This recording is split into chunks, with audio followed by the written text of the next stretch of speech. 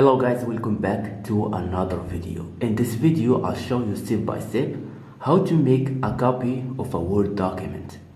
If you enjoy this content, make sure to like, subscribe, and let's get started.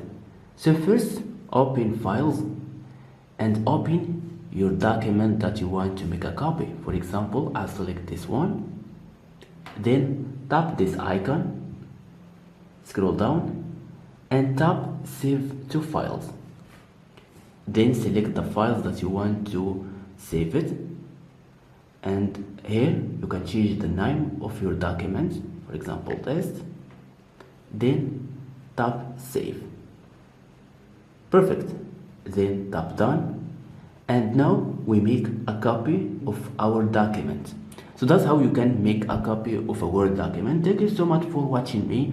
If you found this video helpful, please give a thumbs up and see you to the next video.